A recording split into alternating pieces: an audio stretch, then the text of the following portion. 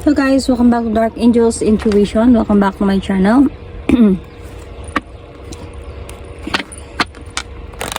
So I'm going to do a reading.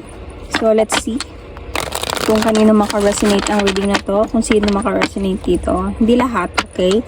So takes what resonate and leave the rest. Okay? Pwede itong vice versa. This is a timeless reading. So, kung kailan nyo ito mapanood. If naka-resonate kayo, then this might be your reading. Okay, so guys, let's start. Tignan lang natin ano yung energy. What is happening right now? What is happening sa relationship ninyo right now?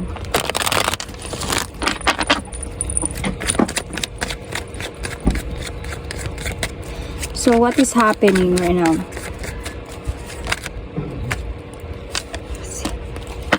Ooh, 10 of Pentacles.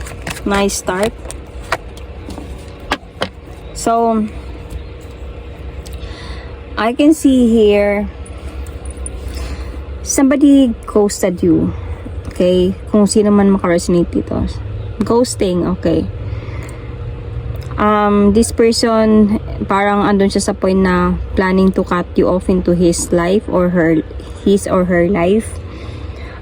Dahil gusto niya na this time na maglakas ng loob na ayusin yung other part ng buhay niya. Okay? So this person has realized something. Wake up call. Spiritual awakening. Gaining the clarity na hindi ka pala talaga niya mahal. Like, hindi talaga gano'n na-develop yung feelings niya for you. At hindi talaga siya naging masaya. Like, hindi okay. Parang hindi niya na-appreciate yung relationship ninyo. Parang napagtanto niya yon sa sarili niya. And hindi siya even sure about you this time. I think you became the part of an option sa buhay ng taong ito. And nagkaroon sa kanya ng clarity dito that he just wants you for lust, or nandun lang siya sa point of physical and sexual attraction lang yung meron siya sa'yo. And this person like ghosted you because gusto niya nang ayusin or gusto niya nang iwasan ka and ayusin yung mga bagay sa buhay niya. So pwede itong vice versa, okay? You might be dealing with the Leo sign, Libra, Gemini, Aquarius, or an Aquarius sign. So, let's dig in. Ano nangyari sa inyo?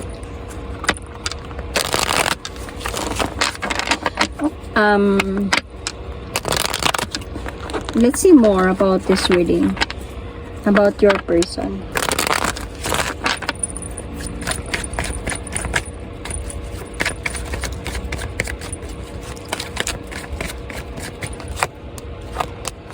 This person might be going to get married, engaged, or sabihin natin na may planong magpakasal, or meron siyang planong somebody else na mag-o-offer ng kasal. Tama ba? Meron siyang gustong i-offer ng kasal to that somebody. And nagpaplano siya about that. Hindi niya lang pa talaga yung natutupad dahil nga kailangan niya muna talaga na mag-change. Kailangan niya ng changes sa buhay niya. Might be part of it na kailangan niyang i-change is you. Okay? Kailangan niyang umalis talaga, kalmado sa buhay mo, sa sitwasyon na meron kayo, dahil gusto niya na ng changes this time. Like, gusto niya na maging seryoso to somebody else this time. So,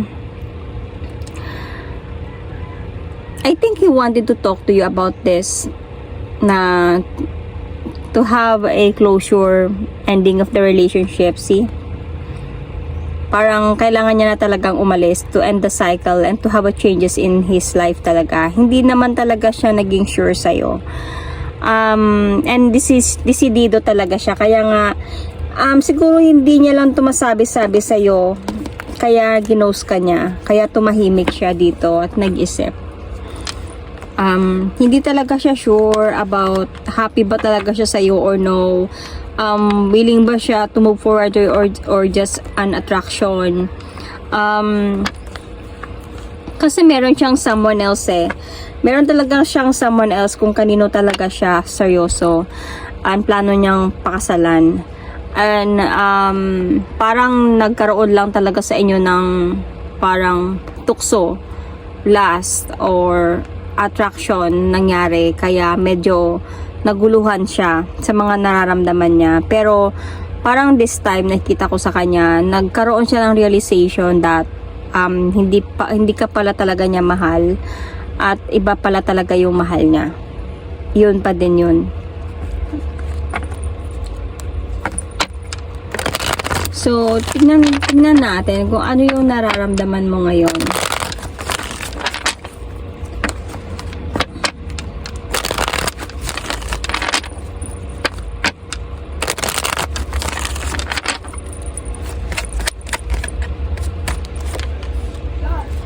Sobra ka nandun sa point na parang lumalaban ka talaga sa struggles. You are fighting for this relationship talaga. You are fighting for the problem na meron kayo. This person might be a wish fulfillment for you. Gusto mo magkaroon talaga kayo ng balance connection with this person. Not just because of what he think of. Gusto mo talaga na mag-offer siya sa'yo ng new beginning. Even a second chance sa mga nagawa niya. Sobrang na-stress ka talaga. And alam mo yung sobrang gumulo to sa isipan mo. Because you really want that this person will going to offer you in the beginning talaga. Na ikaw talaga yung pipiliin niya. Even na may times pa na nag-iisip ka na bumalik siya sa'yo. Kasi with kung ano man na meron sa inyo, sobrang sineryoso mo to. Even thinking about this person na gusto mo siya na yung makasama mo habang buhay. But the thing here is, nagkaroon kasi talaga dito ng nagkaroon dito ng gulo. Nagkaroon ng arguments, nagkaroon ng fight. So parang andun nga sa point na naipit sa situation. Even naipit ka sa sitwasyon, feeling ko, I don't know if you know about the other person and you just want that this person will going to choose you, or andun sa point na wala kang kaalam-alam pero feeling mo there is something wrong and feeling mo naipit ka sa mga nararamdaman mo at nararamdaman niya para sa'yo. Parang wala kang guts dito na magtanong. Kasi ganito talaga yun eh. When this person is really not meant for you, meron talagang doubts sa'yo. May mga iniisip ka talaga na may takot ba? May takot ka magtanong, may takot ka na mag-open up, may takot ka na maipakita yung flows mo. Pag ganito yung mga nararamdaman nyo sa taong mahal nyo, ibig sabihin that person is really not the one for you. Kasi when we talk about a person na siya talaga yung para sa'yo, parang andun sa'yo yung freedom eh. Yung makakaramdam ka na taga nandyan siya, nakakaramdam ka ng umuwi ka sa bahay. Home. You feel at home with that person. Ibig sabihin, when you feel at home, nalalabas mo yung flows mo, hindi ka takot magtanong, hindi ka takot mag-open up, hindi ka takot na ipakita sa kanya kung sino ka talaga, kung ano talaga yung ugali mo, because you feel at home with that person. So, ganun din siya sa'yo. So, if ganun yung mga nangyayari, ibig sabihin you're in the right path already. But in this case, kasi feeling ko about you, may mga confusion ka din, may mga doubts ka, may mga fears sa'yo na siguro every time, example na i-open up mo to sa kanya, parang natatakot ka kung ano yung magiging reaction niya, kung baka iwan ka niya, kasi you really like this person talaga to proceed towards you. And this is what you feel. Sometimes andun ka sa point that through what he did to you, parang ginose ka niya, yung ganun-ganun lang, nakaramdam ka talaga ng unfair para sa sarili mo, and somehow nakaramdam ka din na I wanted to heal from this relationship or situation, but you still also wanted to fight. You wanted that this person to come back to you, to offer you new beginning, to come back to you, na to offer you na ikaw talaga yung mahal ko at ikaw yung gusto kong pakasalan. Iniisip mo pa din yung mga bagay na yun. So, mahirap, hindi mo patanggap na wala na. So, let's see kung ano yung kailangan mong malaman. Okay, sa sitwasyon na meron kayong dalawa.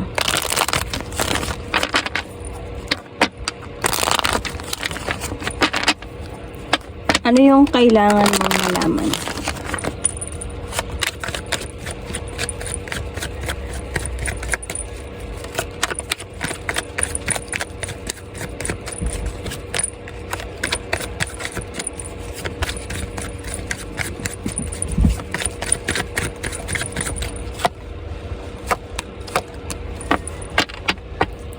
So, okay, honestly, pinagsisihan din naman ng person mo yung mga nagawa niya sa'yo. Pinagsisihan niya na nangyari yon. Feeling ko, hindi niya, parang ginusto niya na lang na pinaglaruan ka na lang or wala siyang pakialam sa'yo, na umalis na lang siya ng ganon. Feeling ko umalis siya dito dahil parang ayaw niya na ng gulo, ayaw niya ng conflict, ayaw niya ng away, and gusto niya, siguro umalis na lang siya dahil isa din dito is hindi niya masabi-sabi sa'yo yung katotohanan sa harap mo mismo. Minsan din kasi nakaramdam siya ng hindi niya alam kung saan siya patutungo. Pero he knows that he is committed. So, hindi man ganun ka total na mahal ka niya talaga. Hindi ganun ka total na yung spark niya para sa'yo is ganun talaga ka ano. Pero, nandun kasi sa point na hindi naman siya ganun kasama para wala siyang pakialam sa nararamdaman mo. Feeling ko dito, this person just fight for his true love. Parang alam niya ang pagkakamali niya, this time around gusto niyang ayusin to. Parang ganon. Kasi alam niyang may mga pagkukulang na din siya doon sa isa. So, siguro gusto niya din naman to i-explain sa'yo lahat. Okay, ayusin yung mga dapat ayusin. And to tell you that this time around, I really want na ayusin ko na to. Ayusin ko na yung sarili ko. Maging matured enough na ako to handle my situation. I know, kasi baka hindi na to inosente sa isa, sa other side. Baka may nararamdaman na, baka nangyayari na. Baka sinabay kayong dalawa. And this time around, nagkakaroon na sila ng konsensya. Kaya ginos ka na lang niya. And pinag-isipan niya to ng mabuti. Mighty one of you are LDR here. So, kaya niya to tinapos. Kasi gusto niya nang ayusin talaga mga dapat ayusin sa kanila. To move forward to do an action na maging someone na siya na tinutupad niya na yung mga pangako niya. So, isa ka sa kailangan niyang burahin para matupad yung pagbabago sa kanya. So, andito sa point na he really wanted to talk to you about this. Gusto kanyang kausapin to explain to you everything. But the thing here is, siguro ginos kanya dahil nakikita niya siguro talaga sa'yo na medyo sobrang hindi ka papayag, sobrang masasaktan ka, and hindi niya kaya siguro tignan ka ng ganun. Kasi baka mapa-atras siya, baka mapa-stop siya, and hindi niya magawa yung mga plano niya. So, kasi dumating talaga sa point na naging option ka. Like, hindi niya alam kung sino yung pipiliin sa inyong dalawa. Kaya nga isa na din to sa dahilan kung bakit siya umalis or ginos ka niya, because gusto niya muna mag-soul searching. Gusto niya muna mag-isip. Pag-isipan yung mga bagay-bagay. To find the right path of his life, to find the enlightenment of his life, to find the truth. Kung ano ba talaga yung totoong nararamdaman niya. So, decide, and also a decision. But I can see here that itong person na to dati pa niloko ka na niya. Dati pa siguro pinagsabay kayo nito. And then may napansin lang talaga yung isa. Parang nakaramdam na merong something. Kaya tinigilan niya na yung sa part mo. So anyway guys, this is about This is could be kung saan kayo naka-resonate, okay? Because this is not a personal reading, this is a general reading. So, kung saan kayo naka-resonate, put yourself in that situation. Okay? So yun. Let's see kung ano yung mga pwedeng mangyari. Okay? After, in the near future.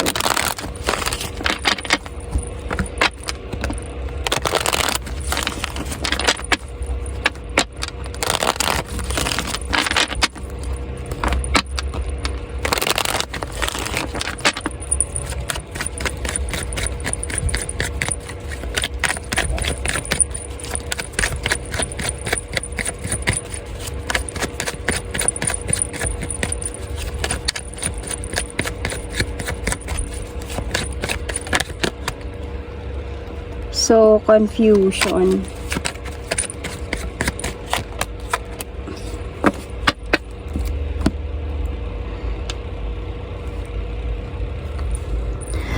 Okay, so darating yung araw dito about your relationship with this person or situationship with this person.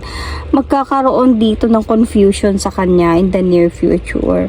Or near future could be siguro hindi man totally nabuo yung pagmamahal niya sa'yo to the point na pipiliin ka niya over that person na papakasalan niya or sineryoso niya or matagal na sila, pero meron talagang spark, parang hindi man totally na buong spark, may ting meron siyang naramdaman kahit konti sa'yo. Ibig kasi na-miss ka niya mamimiss ka ng taong ito. Your relationship, mamimiss niya to. Kasi itong mga decision niya, pinag-isipan niya to ng mabuti talaga. Kung ano yung tama, ano yung mali.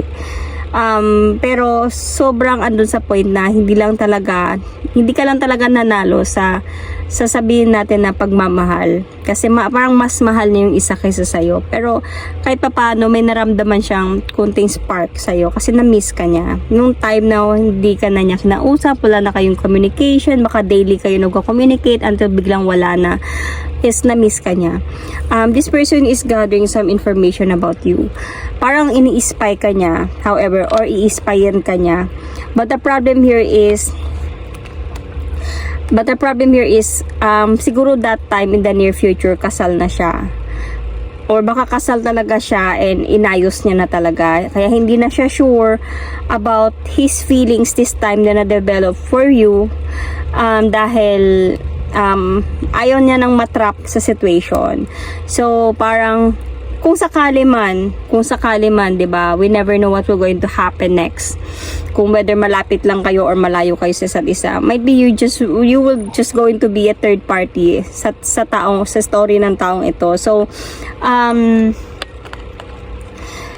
if ever na magkaroon man kayo ng communication ng person na to, just to make sure that naka-move on ka na talaga from this person, just to make sure na hindi ka na madadala sa mga salita niya, just to make sure that tapos ka na, nakagathered ka ng information and truth about this person and na-realize mo ng lahat-lahat, na ibig sabihin na kaya mo nang i-guard yung sarili mo sa taong ito, and you are already fine even if you will going to talk to this person or not. Kasi kung hindi matatrap ka sa taong ito, kasi there is a tendency in the near future, nakikita ko that kung sakali man may nararamdaman ka pa in the near future na magpaparamdam siya sa'yo, maglalaro to and baka masasaktan ka lang din dahil gagawin ka lang niyang third party. So yun yung nakita ko in the what will going to happen in the near future. So yung decision dyan is mas maganda this time pa lang sa nagawa niya sa'yo, mag-move on ka na.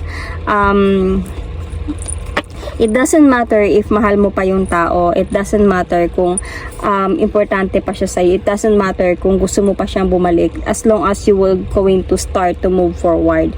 Kasi moving forward, that doesn't mean na puputulin mo na yung nararamdaman mo sa kanya, kasi hindi mo talaga mapo-force yung sarili mo na putulin mo yung nararamdaman mo sa isang tao. Kaya mas nahihirapan ka kung sakaling ganun yung gagawin mo. Just go with the flow, love that person while moving forward. forward. Hanggang sa masanay ka na lang na wala na siya. Hanggang sa masanay ka na lang mapagod ka na sa kakaiyak gabi-gabi dahil sa kanya. Mapagod ka na sa kakaisip. Minsan, makakaramdam ka na lang na minsan pag gabi, pag sanay ka na iniisip mo siya, sanay ka umiyak, darating yung araw talaga, iisipin mo siya, parang pipilitin mo na lang siyang isipin, tapos parang masasabi mo na lang, ay, nakakapagod na. Hanggang sa mabaling mo na sa iba yung pansin mo, not to other person but to other things. Make yourself busy, and go fun with yourself, with your friends, with your family, and other things that kailangan mong gawin. Your especially your goals. Okay, follow your goals. Do make it up with your success. And yun yung most important. And hindi, wag ka mo, keep your doors open. There is no problem about that. Pero wag ka muna talaga towards in a commitment or in a relationship. Lalo na pag hindi ka pa sure talaga sa nararamdaman mo. Dahil lang sa gusto mo lang makalimutan yung isang tao ay papasok ka sa isang relasyon. It's also like a no-no. Hindi din siya maganda. So, mas maganda yung mag-move forward ka. Or mag-move on ka sa sarili mo, not because you use other people. Okay? Sometimes when hindi mo talaga may iwasan, lalo na when it's fate, when the fate will come, kasi you know, God moves in mysterious ways. Pwede niyang gawin kung ano yung mga dapat gawin, kung ano yung mga gusto niyang mangyari sa buhay natin. Kaya we never know what will happen next. We never know who is the person na dadating sa buhay natin. Hindi natin malalaman talaga yan, because only God knows. Okay, so minsan naglalaro ang tadhana din. So ang importante kasi doon, alam mo yung sarili mo. Alam mo kung paano ka respetuhin ng tao. Alam mo kung paano mo mahalin yung sarili mo kaysa sa ibang tao. Alam mo kung kailan ka madedevelop sa pagmamahal. Alam mo kung kailan ka din aalis. Alam mo kung kailan mo tatanggapin yung mga pagsubok na yan. Alam mo kung kailan mo tatanggapin yung pain na mararamdaman mo, and even to forgive that person. Always have that forgiveness. And always have that acceptance, kasi when you do revenge, you know, in your own way of like, kung emotions kasi yung ipapairal mo, nandun sa point na nandun na yung anger, nandun na yung thinking about revenge, kasi emotions yan yun yung nararamdaman mo. Pero when you think another perspective, and when you think about bakit nangyari to, might be may purpose kung bakit nangyari to, might be may lessons akong kailangan kunin sa sitwasyon na to dahil nangyari to, and always have that acceptance and forgiveness. Ito yung sinasabi na